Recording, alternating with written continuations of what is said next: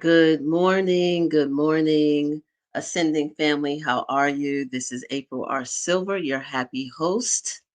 You are watching Ascending on the Marc Lamont Hill official YouTube channel, and some of you are watching on Marc Lamont Hill's Twitter channel. So we thank you for your eyeballs. We thank you for your time. At Cairo, we want to give people time to come on board. We have an amazing show today. This is November 2025. It's actually the 15th of November. My God, we're in the middle of November, and it is National Homelessness Awareness Month. So we have a lot of things to talk about on that topic and some other broader social justice conversations. So we welcome you. We want you, like you do every week, tell us from where you are ascending. I'm so happy to say that we have people from all over the country, all over the planet watching. So put it in the chat. Let's keep this chat lively as it always is here on Ascending. It is if it's Saturday at 11 a.m. Eastern, you should be watching Mark Lamont Hill official for this amazing episode. We are at episode 42 and I want my producers to share on the screen, even though there's not going to be a banner. I want them to share on the screen who and what we're talking about today. We have a very, very special guest, June Moses, who is a grassroots community organizer. She is a housing equity advocate and tenants' rights advocate. And the topic today is the housing crisis in America. We'll talk a little bit about her other media work, but right now the focus is definitely what is known as National Homelessness Awareness Month. And I would say buckle up. It's going to be an amazing show. I want to first also, before we get into all of the things, I want to shout out Mark Lamont Hill official team. I want to shout out my team, my A team, Drake, Aaron, Kevin, and Sandy. Thank you for always being down. Remember, people, to like the video, subscribe to the channel, comment live if you're watching it now or watching it later. If you're watching it live or watching it later, share your comments. Let us know what you think. Let us know how amazing the guests are here. Tell us for sure. So let's just jump right into bookmark. Every week we do bookmark, and this is where we are talking about books that by Black people, people of African ancestry, that we want you to pay attention to. Now, typically, the books are books that I've read from my massive, just amazing library because I love Black writers, Black authors, Black poets, Black everything. But this one I haven't read, but I do know who the author is. The author is, well, first, I'm sorry for those who are listening and not watching. The book is from 1971. It was a groundbreaking book, remains as such. And the title is Tomorrow, The Black Woman by Joyce A. Latner. She's now Dr. Joyce A. Latner. Came out in 1971. Dr. Joyce Latner is a sociologist. I'll get it a little bit more. We'll show a picture in just a second. But get this book. Get this book for sure. And you know where we want you to get the book. We want you to get the book at a Black owned bookstore or Uncle Bobby's. Well, and Uncle Bobby's online, wherever. Support Black institutions. That's what we do all the time, every week, all day. All of my life is support Black people, Black institutions. And so we want to shout out once again, like we do weekly, Uncle Bobby's. Go to UncleBobby's.com, Black owned bookstore by the founder of this channel, Marc Lamont Hill, based in Philadelphia. If you can't do that, go to any Black owned bookstore or progressive or independent Black store. Let's keep these institutions alive. And that's where we want you to get the book. So let me tell you a little bit more about Dr. Joyce Ladner. I had the pleasure of meeting her. And when I say her, I'm talking about the esteemed sociologist, the civil rights activist. She's an author as well. She's worked extensively on issues relating to poverty, homelessness, which is appropriate for this topic today, and mental health in African American communities. So if you're listening and not watching, there's a beautiful, colorful picture of Dr. Joyce A. Latner on the screen. I had the honor of communicating with her. She's a civil rights icon. She's legendary. She's iconic. Like her and her sister have just done amazing work. A lot of it's not always behind the scenes. She is well respected for her activism since the time she was a youth. She was born and raised in Mississippi. Um, she also, her work in her life founded her at Howard University. She was I think, vice president of academic affairs. I don't know if she was a dean or vice president. I forget my facts in this moment. But I do know that she was the first woman president of Howard University. She was there for a year. She was the interim president of Howard University, the only woman to ever hold that distinction. We had I had the honor and privilege of communicating with her. She was supportive of the activist work that we did there at Howard University. So I just wanted to give her her flowers. She's in her 80s now. I think she's retired to Florida and or DC. But I just wanted to, I can't say enough about her because when you study her history with SNCC, with the civil rights movement, her work with Medgar Evers, God bless his soul. Like it's just this extensive, and we owe her a lot for her sacrifice, her focus, her groundbreaking work, and her scholarship, particularly on Black people.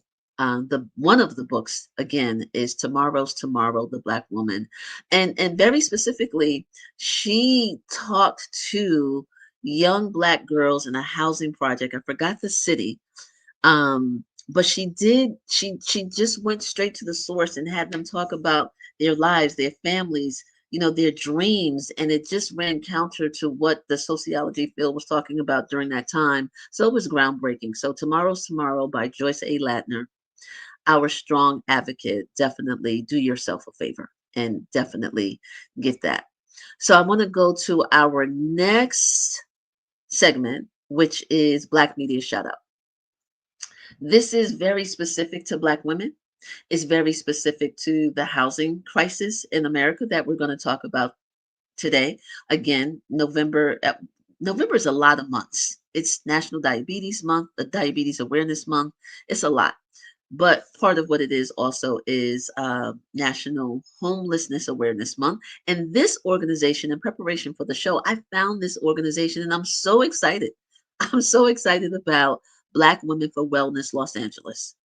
That is the name of the YouTube channel, Black Women for Wellness Los Angeles. Go to their YouTube channel. I know by the end of the show, I want to see that those numbers, their subscribers have jumped. You will be doing yourself a favor because their content on YouTube is not a whole bunch of videos, but it's quality content. And they are focused on Black women, obviously, right? But there's a segment there, not a segment, there's a video. What is it called? The video that I wanted you all to pay attention to is Fierce Aunties. Yes, there we go. The video is Fierce Aunties on Housing Justice, and that is on YouTube.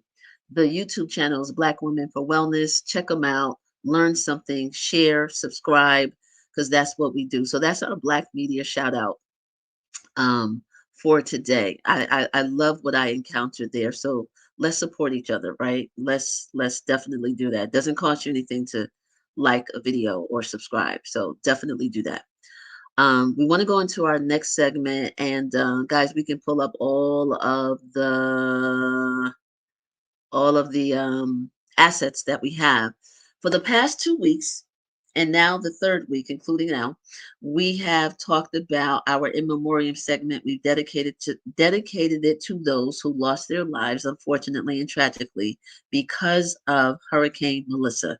There's one organization that we have, well, we focused on more than one, but once again, this week, we're going to focus on the organization of one of our previous guests, a friend of mine, Maria Lynn Toms, who was here, episode 24, as a matter of fact. So, what you see on the screen is the landing page of the website for Community to Community. That is a nonprofit organization that was established in the aftermath of the hurricane in 2010. 2010 or 2012. You all will correct me. Um, but this organization has done amazing work specifically in the country of Haiti. And so they're part of the Hurricane Melissa relief movement as well. So we want to highlight them consistently. We don't always want to do one offs, right? So we want to definitely direct people. Let's put that website up one more time, guys, so it can be big and bold. The name of the thank you. The name of the organization is Community to Community. The website is www.c2chaiti, C the number two, C Haiti.org. So once again, just for the third week in a row, we wanted to highlight them. Um, Perishable, non-perishable items, money. I can vouch 100% that this is a place where your money will be well spent. It is the most legit of all legit organizations doing relief work in the Caribbean, specifically Haiti. So let's support and go back to episode 24 if you want to get more information. Yep, there we go. Episode 24 with Marie Yolene Toms. The name of the episode was For the Love of Haiti. So do yourself a favor, become educated, and tell people to like the video, share the video, all of the work that we do. Now I think we are ready. I think we're ready. Hold on. Are we ready? Am I ready? Am I ready to bring on our next guest? I think that we are ready to bring on June Moses. There you are. Hey, April Silver, excuse me, April R. We will not forget the Look R at you. Silver. Look at you. Look at you. You're already. You already. You already being amazing. Welcome, June. I'm so Thank glad to you. see you. A beautiful face. I'm so glad to see you and to be in this space with you this morning. Welcome to Ground Zero. Oh, thank you. Thank you so much for having me. I'm like, oh my goodness, I get to be on with April and talk like about housing stuff. Like this is something that is so close to my heart, and I appreciate you creating the time for it because it's not as straightforward as people think, but it is something we can all do something about. So hopefully this will be the catalyst for somebody to go, you know what? I'm that superhero. And they'll Yes. and they'll do what needs to be done, you know? So I got to shout you out because, like, we met through a friend that I've known for 1,000 years, Oh, you're so kind. L. Joy Williams, right? And so, for those who don't know, June Moses, yes, is a housing equity advocate. Yes, she's a tenants' rights organizer and a grassroots organizer. And we're going to get into all of that, right? For sure. How I met you was not through that lane, No. right? How I met you is being the amazing support system for L. Joy Williams, who is currently, wait a minute, hold on. I just saw my computer dim. And so hold on one second. I was like, whoa, whoa, whoa, whoa, whoa. We not having no interruptions today. Not when June Moses is here. I was like, wait a minute, what is that dimming? Hold on. Okay, there we go. But I met you being the amazing support system for L. Joy Williams, because I was always pitching people to be on her show, which we'll talk about again on Sunday Civics with L. Yes. Joy Williams on Sirius XM. And you were just like so on point, and just the enthusiasm to do this work, it stood out. And then we ended up having conversations, and I was like, wait a minute, you're a housing advocate? Wait a minute. Wait a minute. Yes. We got to Yes. bring talk about it. So I want to shout you out for the support system that you are, the organizer that you are, the person who gives a damn. So let's just jump right in. How did you get into advocating for tenants and for housing rights? Where did that start? Helping people kind of like has always been who I am. And there was a point where I wanted the fancy life of having a restaurant. Oh, by the by, you also know Sonia Ava Marie Daly. That was my college Yes. roommate. So, I was just like, oh my gosh, the world, the 7 degrees of Kevin Bacon. I am Kevin Bacon. So I thought I was going to be a restaurateur and I was going to have a flashy, fancy life. And every time I stepped out, I was put back in. Thank you, Lord. You keep making me come back to do the right thing. And the reward isn't, the money showers. What the reward is that people are treated humanely and live right. And getting specifically into housing, because I've been in many places. I was a crisis manager at NAN. There was so many different things, and they all came into helping people. But at this point, 2017, where I was living, which is the heart of Black America, 135th Street between Lenox and 7th. Our buildings are 100 years old. Our buildings were written about in James Weldon Johnson's Black Manhattan. Black Manhattan, yes. And we're talking about Harlem. Since for those who might not be familiar, we are specifically talking about Harlem. But please continue.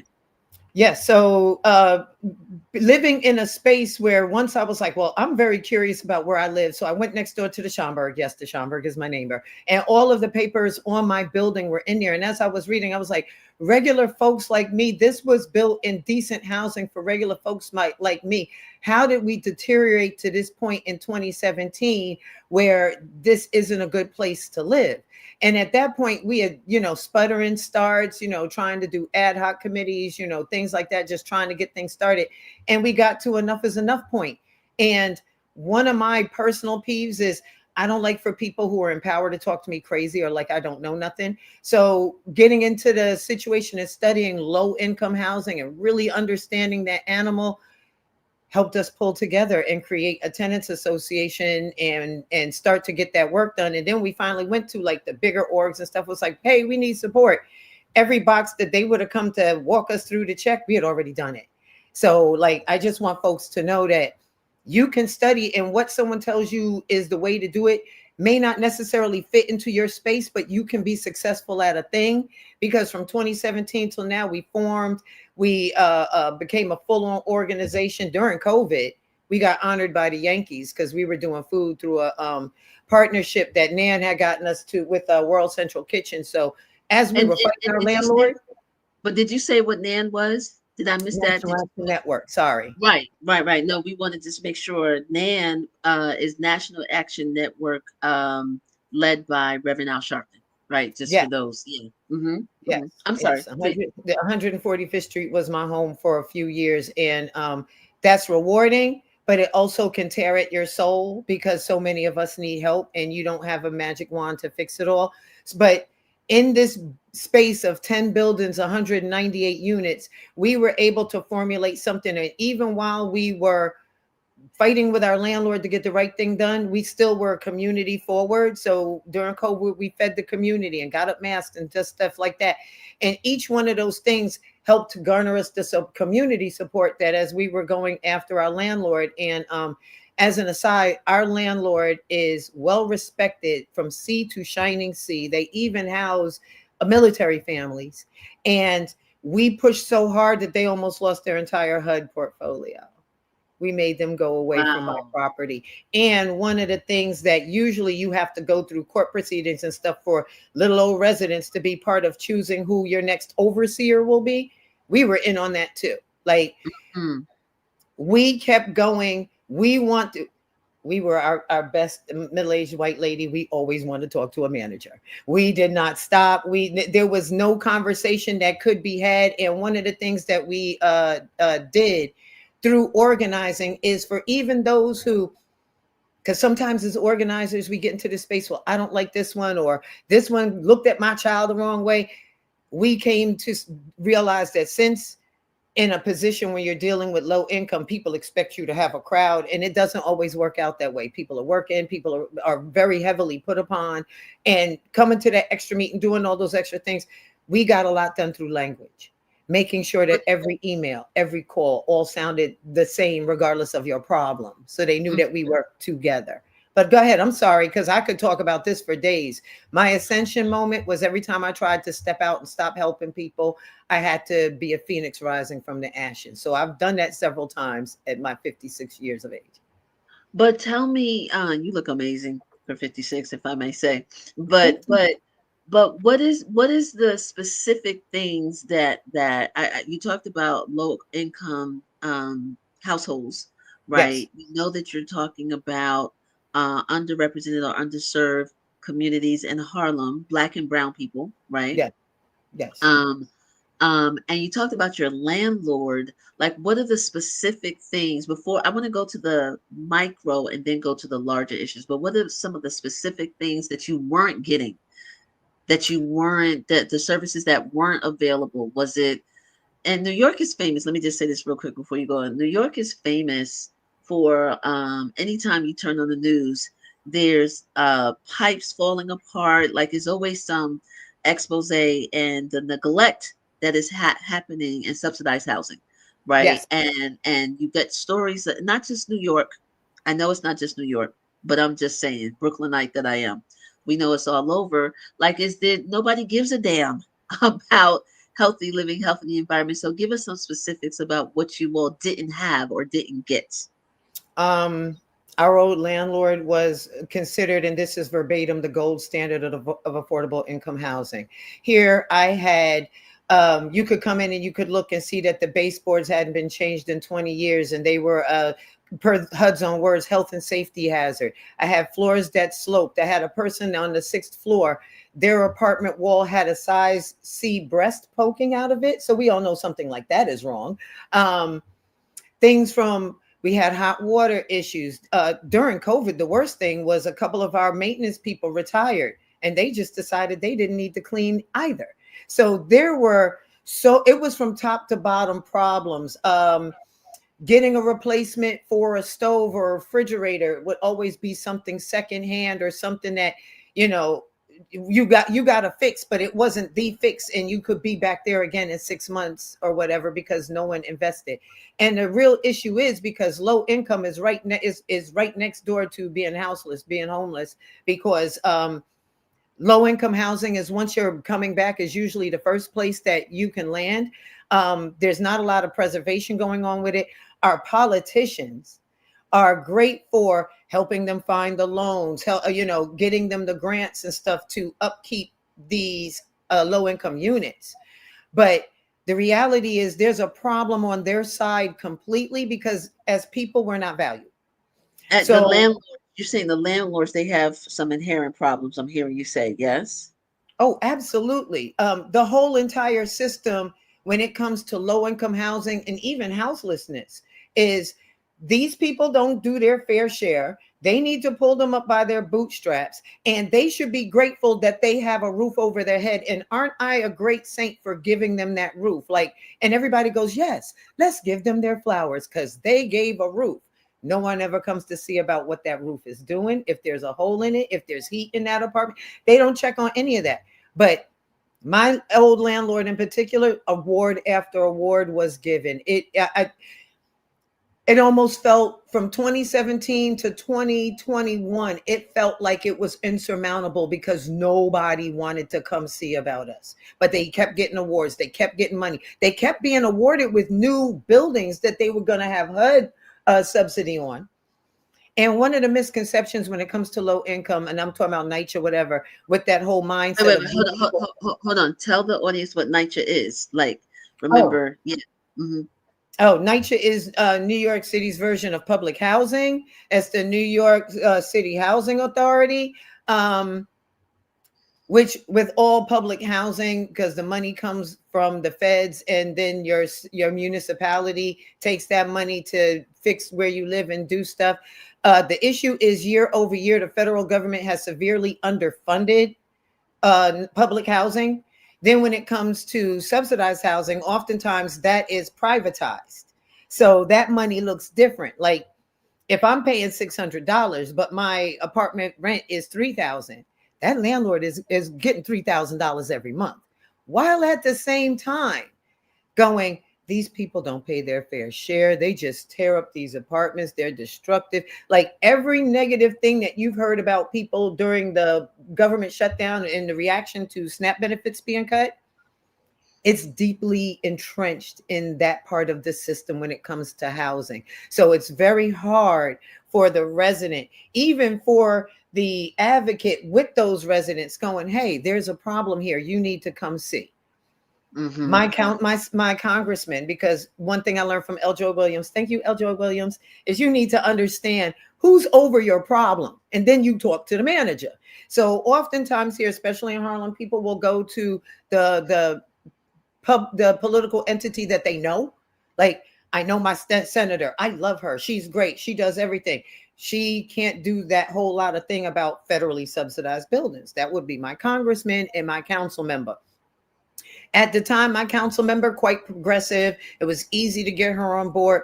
But my congressman was a different story. I literally chased him around at every single town hall, like a single mother looking for the baby milk. I was like, where you at? I need the money. What's going on? Where you at? And he was like, you're everywhere. What is the problem? And I said, I need you to come and see what we're talking about, as opposed to going, is it really that bad? When he came to see, my congressman shocked me that day because he yelled at HUD.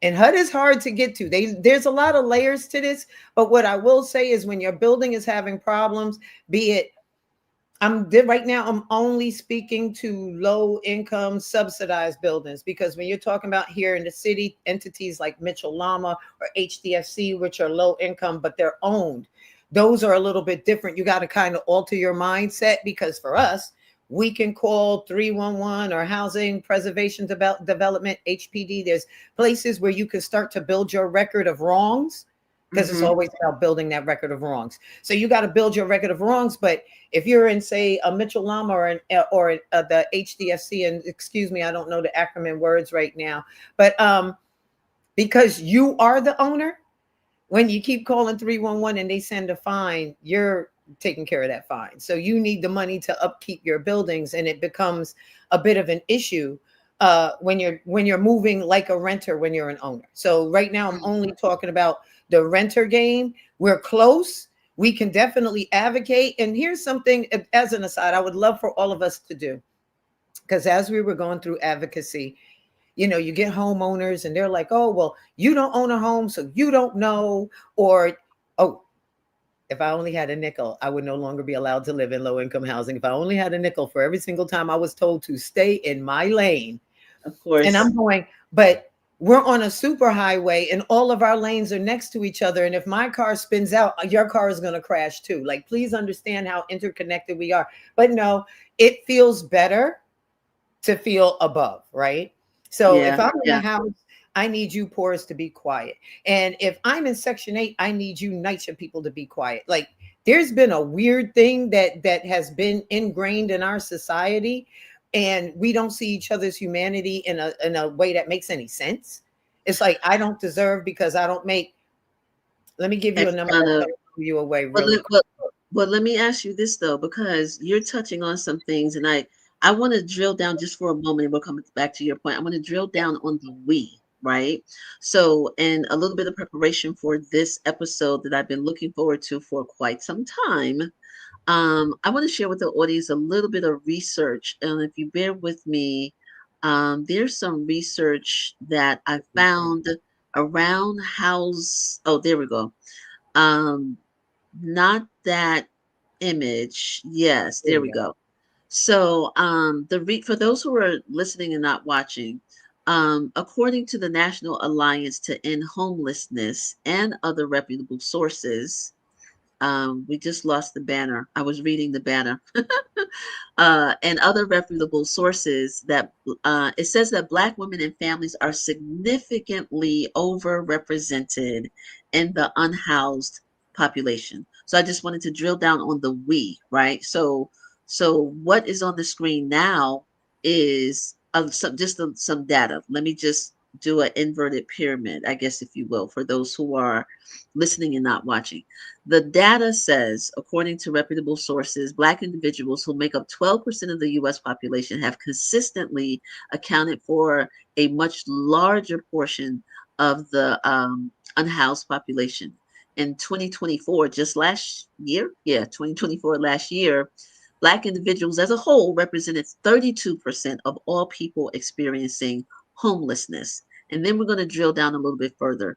Black women and families. Studies show that there's a disproportionate rate and disproportionate impact on Black single mothers and female-led, female-led, we'll just say for the sake of this conversation, female-led households. For example, research on specific localities such as in Indiana indicates that Black single mothers have seen increased rates of homelessness.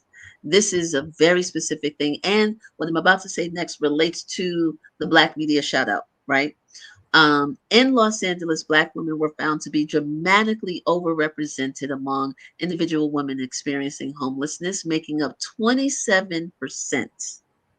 of those who are homelessness, those who are unhoused, while only being 7.9% of the county's female population.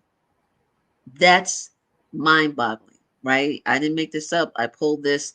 So when we talk about the we, has that been in your grassroots organizing? Has it been your experience that the folks who are in low income housing here in Harlem, we know that you're talking about Harlem, um, and who are dealing with homelessness, does that match up? I think I know the answer, but I just want you to jump in on that. It certainly does match up.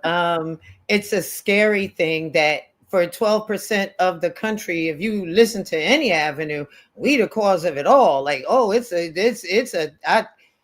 and at the same time, our DEI faces aren't welcome anywhere, but that's a topic for a different day. But when it comes to housing, uh, the numbers are very important. And again, when we organized as well as taking in L. Joy Williams tutelages, because I take those Sunday civics lessons to heart Of and put course, them in of action course. too. But Right. now we needed the data because another weird thing happened over the years. We stopped being people and we started being data. So we have Yeah, to understand how to look at ourselves as the data and what things to present to get people to have their come to Jesus, come to Yahweh, come to Muhammad, whoever moment and say, wait a minute, maybe we're not looking at this right, right? So when you're looking at incomes, federal level is only $7.40. So the incomes aren't keeping up. And I went to I always use this resource, the National Low Income Housing Coalition website. I'm always on their website because they do great reports like in your state. How much does it cost for you to have a decent, that's a charged word, decent apartment in your municipality? How much do you need to be making an hour, right? say the For New York, organization's name. Say the organization's name one more yes, time. The National guy, Low Income Housing Coalition. National Low Income Housing Coalition. Okay, Yes, thank ma'am. you. Yes, Yes, nlihc.org. They have great reports. Every year they put these reports out, and I pull that data for the organizing so that this way we can align and then we can get to our humanity because no one sees us as people. So we point out, like for New York, we would need $33 an hour for a decent apartment. Um, and that's like a one bedroom, right? yes, Essentially, one to according two to bedroom, yes. In okay. the city of New York, every April there's the area median income numbers. And most people get mad at area median income and no, it doesn't make any sense. Area median income comes from the government. It comes from on high. And then everything that you do at home is built around that number.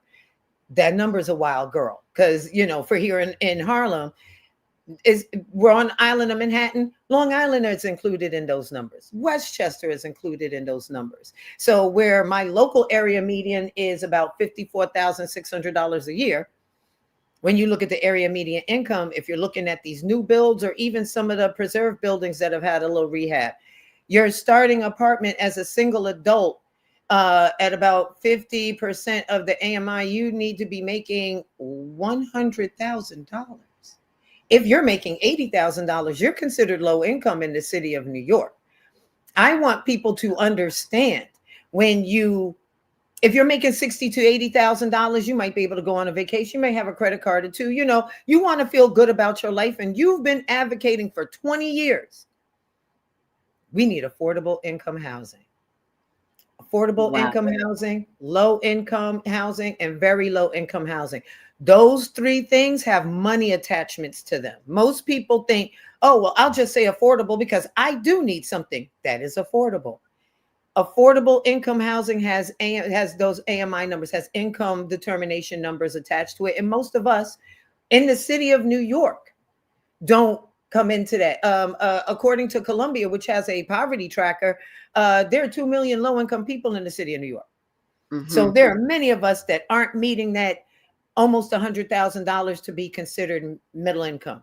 That Right. 85 to 90, they're adrift. They don't fit in anywhere, and there's really unfortunately nothing for them. So they leave. For the people Right. who are It's a sorry, mass exodus for New York. No, I was just gonna yeah, say, and we know, I couldn't recall the documentary, but we know the Bay Area. has got it bad as well. We know that Los Angeles has got it bad. DC, I my coming of age years as a young adult was in Washington D.C. And every time I go back, my heart just flattens because I'm like, this is not DC. So there's a conversation around gentrification attached to this as well. There is yes, this housing equity as a human basic right, gentrification, economic vitality. All of it is like there's no way to untangle, all of it. Where do you see that showing up in your work in terms of your advocacy? Because we know I feel confident in saying that housing is the least of what you're pushing for, right? Let's talk about how things overlap in your work and the organizations that you're a part of. So housing for me is a major tent pole. You can't take care of your mental health without decent housing. You can't educate your kids or feed your kids without decent housing. You can't put your mind together without decent housing. And there's not only an uptick of people who don't have homes, but also like you see them and they just lose their home and they seem down on their luck. But 6 months from there, they could, be really in need of different types of assistance because not having a home works on your mental health in a very negative Absolutely. way. Um, Absolutely. People slip out of their homes because numbers like AMI allow our landlords to raise it just that much that that money you got coming in doesn't make it anymore. And Hmm. please don't look at me and say, oh, well, it's only 30% of your income. Housing Opportunities through Modernization Act 2016. It was an Obama initiative. Is just now coming into play. If you What want is to, that? What is it called again? it's called Housing Opportunities through Modernization Act 2016. And it was an act that was created under Obama.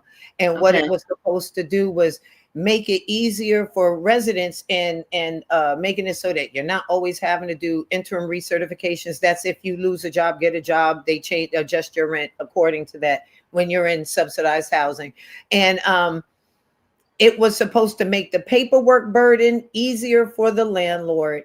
And it was supposed to make the inspection process more stringent so that this way you are living in that decent apartment that is affordable for you in low income. And it's also supposed to alleviate some of the burdens, like for some of our seniors, what you could actually have as assets was not great. So now that has risen some so that you don't necessarily, especially in a place like the city of New York, end up being pushed out. But because of the way it's come along since 2016 and they still hadn't put it in place, it's been coming on board in parts. And it was like an outright panic. Last summer here in New York, a lot of the, especially in Harlem, a lot of the local papers were talking about it. With the enactment of parts of Housing Opportunities through Modernization Act, HOPMA, there were people in NYCHA who found themselves so far over income that they now had to go immediately, and Oh there was wow. no place for them to go.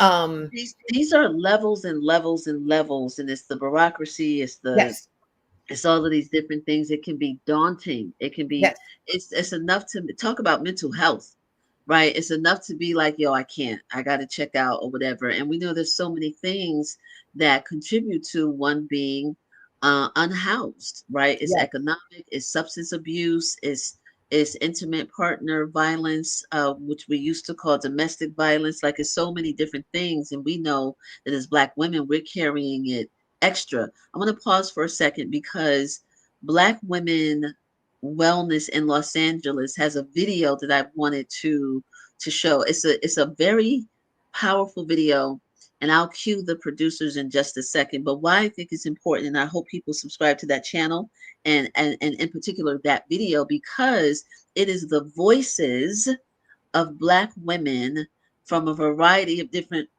backgrounds, excuse me, telling their story, right?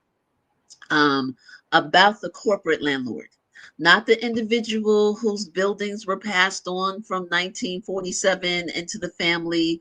Those landlords exist, right? But then there are corporate landlords, and there's two sisters in there. We're not going to get to that part, but I do want people to watch the video. But they talk about during COVID, where the rental assistance program in LA, it actually sounds worse than the rental assistance program in New York. It sounded way worse the way they were describing it. The But what we shenanigans. say it again. The shenanigans behind those But ERAP yo, programs. people gotta watch it. So we're gonna jump to that video. It's just gonna be like less than a minute, so you can get a taste. I hope that's there. But I wanted to do this because it's not New York, right? I wanted to insert this because we're talking about Harlem, we're talking about New York, but we know this is a national crisis. So, Yes. guys, do we have that video that we can show the audience just a snippet?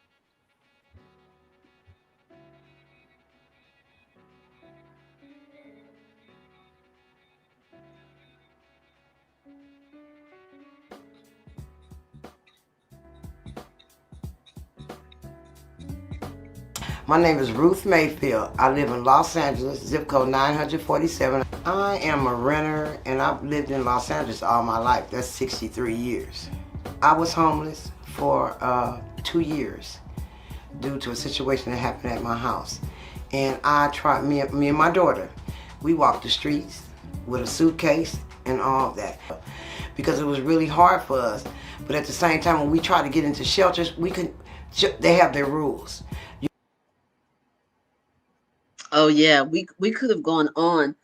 That's just one of the stories, and I wanted to do that, June, because we're more than data, right? We're more than the call sheet on some elected officials, chief of staff, not chief of staff, but their constituent director, to call back. Like these are real life stories, and that video, Fierce Aunties on Housing Justice, is something that could be illuminating. I'll just say that. But LA got it bad. LA got it really, really bad, just like New York and Yeah. other urban centers, throughout. Um, Let me ask you this. Have you're full of energy, right? You got the energy, you got the focus, you got the discipline, and that's never, I can't even see that changing. Like you wouldn't be you. Have you found it difficult to get people to be their own advocates? Has it been really hard to, or has it been hard or easy, or what has been your experience in getting people to advocate for themselves in an organized way? Tell us about those victories and challenges. Victories, yes, we got our landlord out the paint, but like I was kind of saying earlier, everybody that some for some people it's fear. For some people, they feel like, well, maybe my backyard isn't all the way clear. Maybe I got an extra person on my couch and they throwing me $5 a month, and that's against the rule. I'm not supposed to be, whatever They it don't want to get is. caught. Right. And I want folks to know that for the bad actors, stop focusing on them.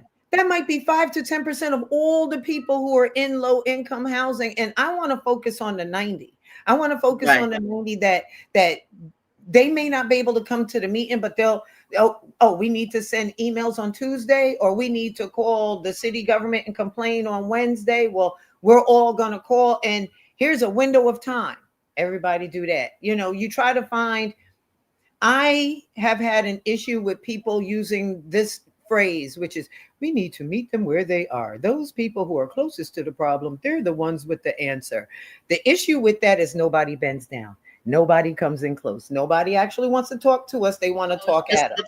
it's just lip service. Gotcha. Exactly. So so So so it's not that the idea or the concept you disagree with, it's that people ain't embracing it. Is that no, right? they don't do it.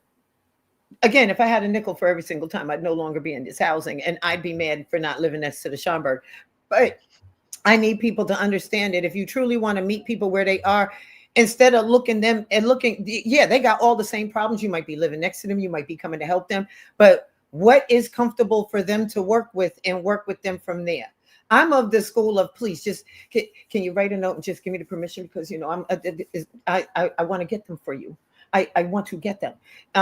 Some people are afraid of that. Some people will take that energy and be like, I'm going to get them, but in a different way. And I'm going to take the tools that you gave me and work it this way.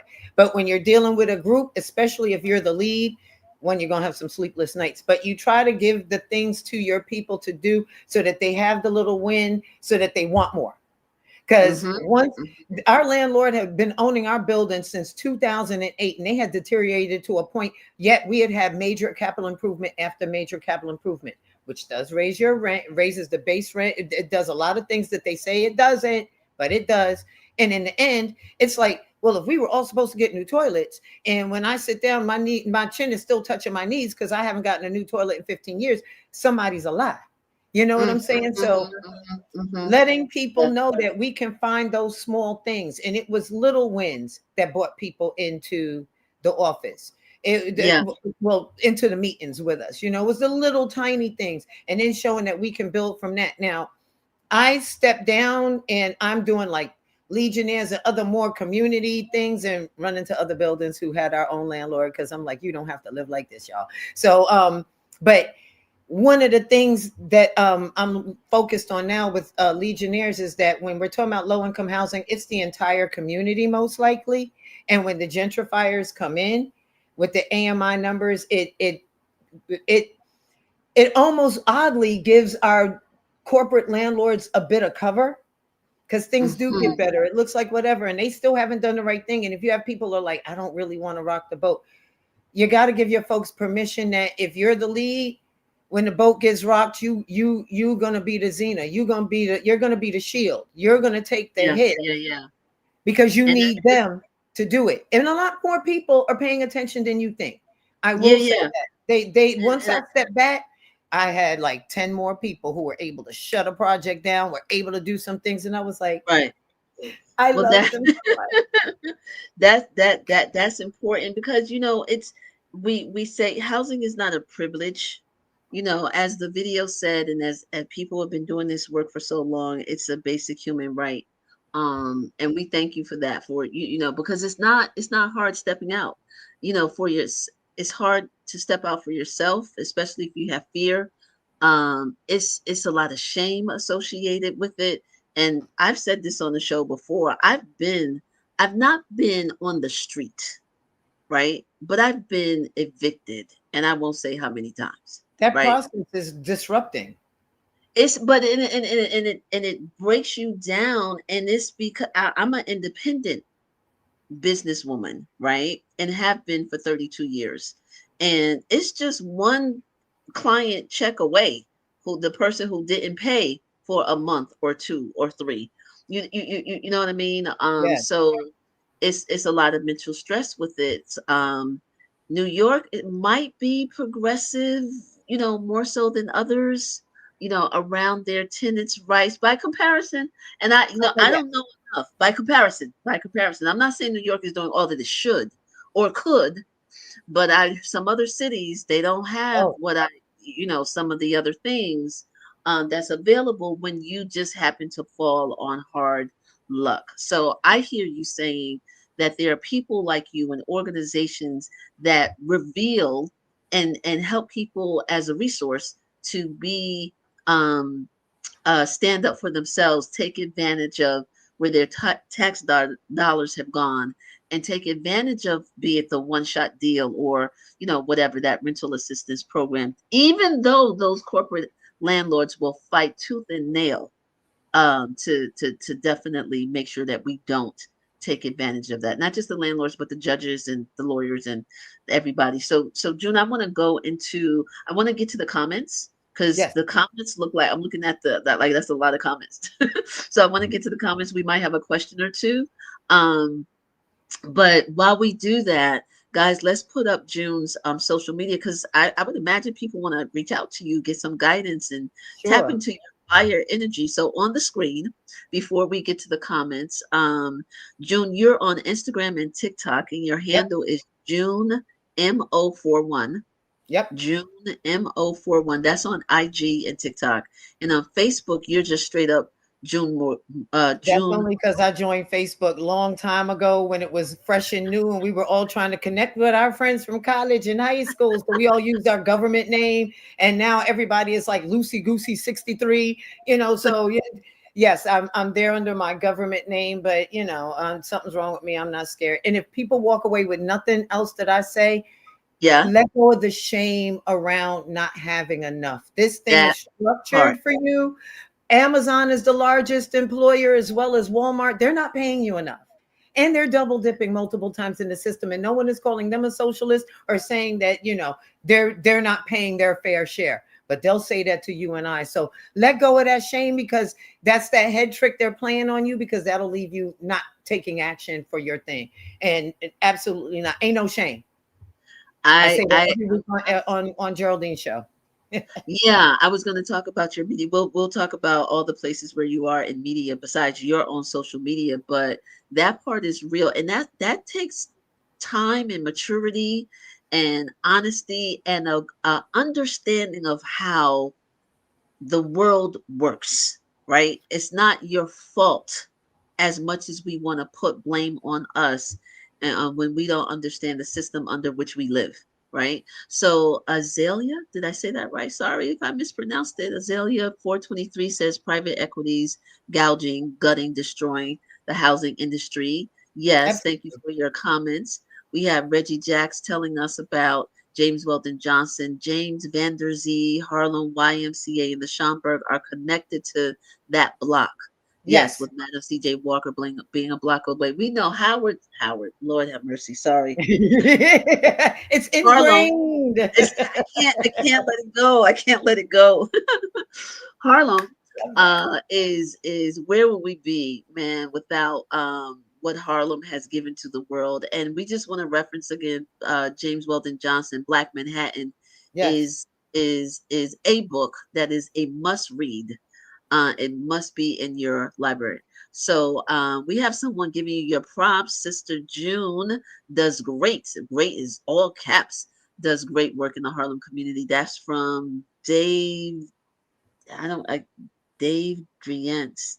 I'm not saying Dave it right. Green Sanders. Sanders 4116. Sorry. Yo, these YouTube handles be crazy. I should talk because mine is 50 million letters long. Here's a question.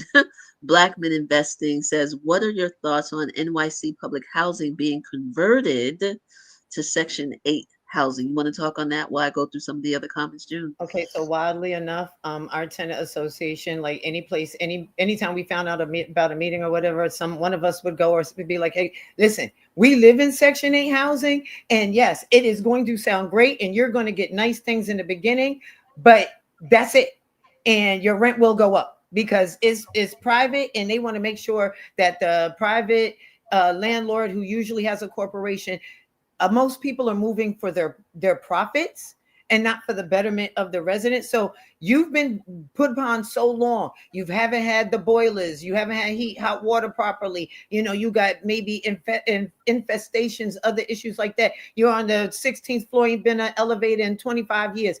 Whatever those issues are, you're at that point where anything sounds great. Now is the time to organize, because you're going to have to stay on top of them to make sure that when the shine comes off the award, that they come along and polish it back up and stay on top of things. So I would say, I'm not going to, I was against it personally, like, no, thank you. But I can understand if I'm living in this type of situation where this looks good. Organizing is going to be your saving grace, and now is where you start, because when little things start happening, if you're not organized, now you're behind the 8 ball, and it's going to take you maybe 6 months to pull it together to be like, hey, we're all having this problem. Start monitoring things now. Just because it look beautiful doesn't mean that it's going to last, or that they That's got it real. brand new. That's It real. could be secondhand, you don't know. Well, Organize now. this audience, ascending audience, Marc Lamont Hill's Black Indie Movement audience knows organize, organize, organize. We know that. We know that. So thank you for your emphasis. Rolando, what's up? What's up, fan? He says, when you dehumanize someone, the only one that loses their humanity is you. But Rolando's it's always profitable though. It's very profitable. These to people have, dehumanize. Sure. Yeah. Yeah. they treat And the us people inhuman. and the people who are doing the dehumanizing, if we're I'm not going to get super semantics around the word, but I think it's an erosion that happens both ways. Yes. I think it's an erosion that happens to the person doing the thing and the person who is targeted of for the thing. I do. I don't know if people who are soulless or who don't give a damn or evil. I don't think they see it that way. No. You No. know what I mean? I don't think they do. Sandy's here. She says Black people are always disproportionately represented in systems. It is designed this way. This is what we mean when we say systemic racism. Well, that is a fact for sure. Rolando's back. He says they call it affordable when it's intended for white folk. It's called low income when it's us, and I think it's us and company. I think that's what Well, I was supposed to. I think yes, I yeah. truly bought into that until I started looking at those numbers. And when I realized that incomes go with those words, and that's whatever. So, is it racist? More than likely. Can we prove that it's racist? Kind of not. So, Mm, with this particular thing, just stick with the numbers because, yeah, affordable might be intended for white folk, but there's some Black folks that will be, they fit into that. And believe me, they look at me and mine and they're like, you bringing down hmm. the things and you make no. Affordable income housing is a housing determination, and when they're building buildings or they're looking for funding and stuff like that, that word equals monies. And be clear, most people, because we can start back 2008, middle class has been hollowed out. We're all doing this through everything. So Hmm. basically, more people are low income than they believe. And So they, yeah, go and look at the AMI for your area and check out what the AMI is, and place that the against area. what your income is and see where Yeah, you fall. Because so many of us aren't nice to our neighbor because of some weird feeling of I've achieved something. And it's like, no, the boat is the same. We're all on the Lido deck, but we're together in the boat. yeah. We come back to organizing, organizing, organizing. Organizing, organizing, organizing.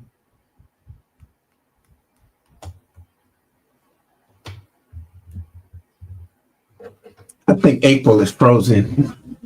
Okay. Uh, so June, Yeah. this is Aaron. Hey. Hey, so Reggie Jack asks, the McKinney-Vento Homeless Assistance Act provides funding to support students in need. Do schools adequately assist students facing housing insecurity? No, student housing is lacking. It's quite expensive for many of the kids who are going to school. These college packages aren't packaging like they used to.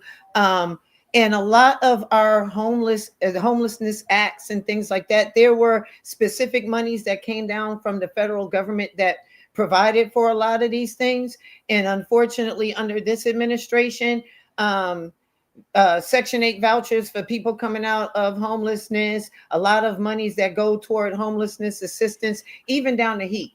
That money not there. We Yeah, don't know if it's coming.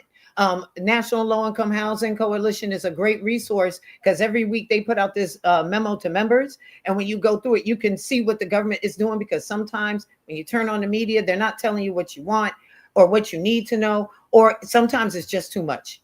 If you hear somebody's name one more time, your head's going to pop off. So if you have a resource that you can clock into and go, hey, what's going on coming out of the federal government to assist people who are trying to get out of not having a home and getting to a permanent home. Like here in the city, we got the city of yes.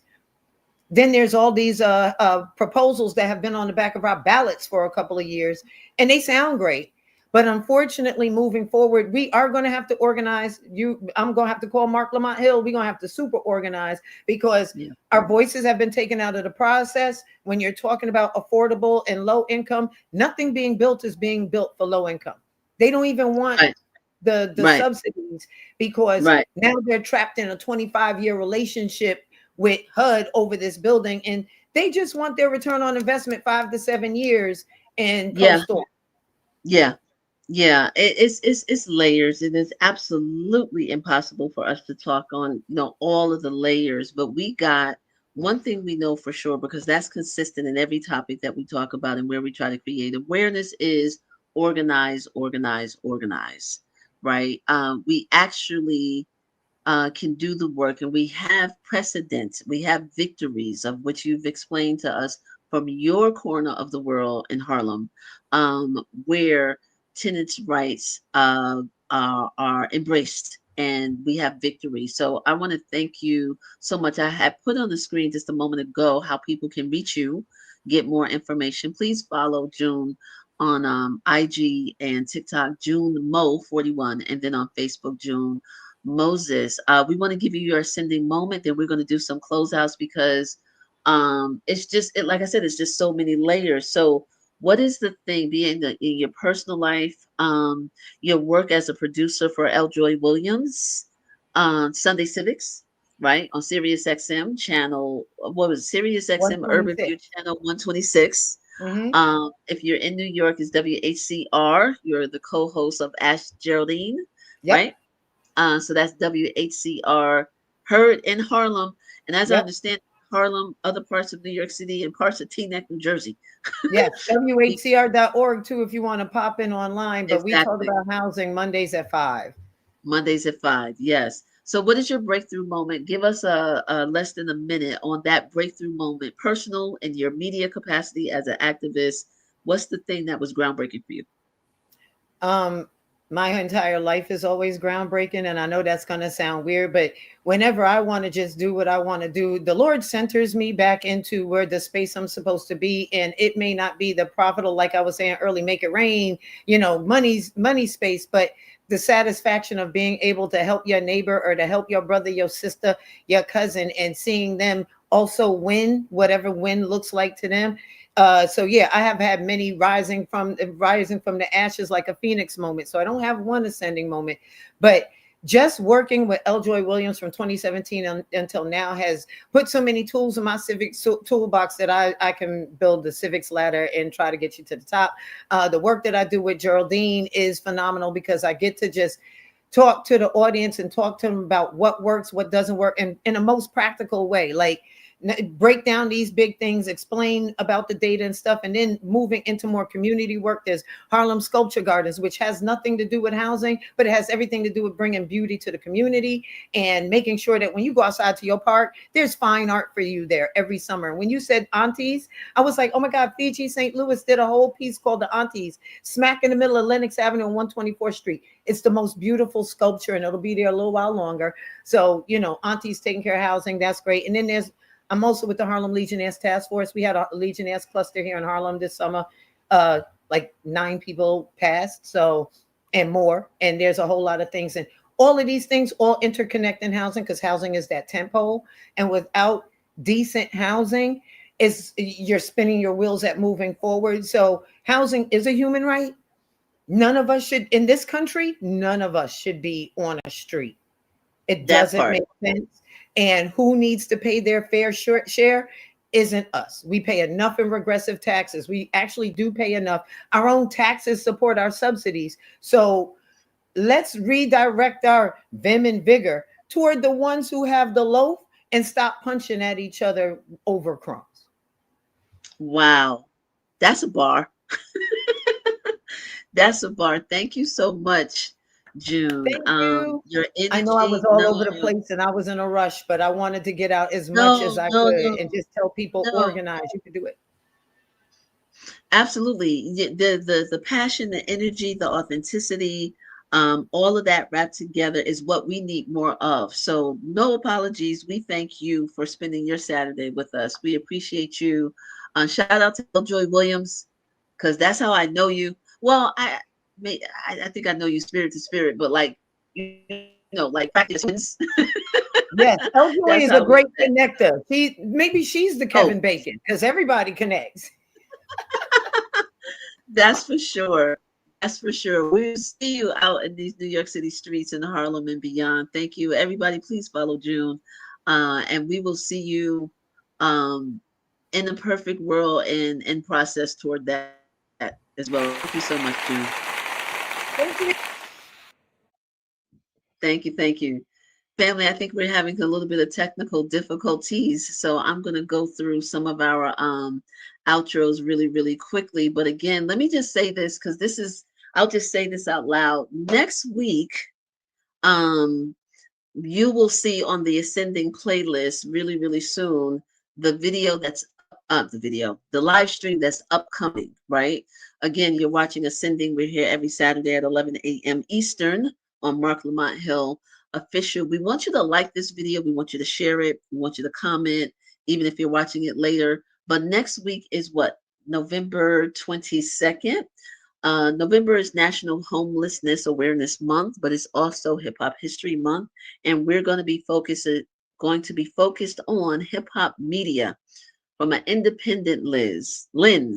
So Starrette is coming back. She came with a splash when she was here a couple of months ago, and we're going to be talking to C Truth also, who's he's been running the oldest independent hip hop radio show in the history of New York City and maybe beyond.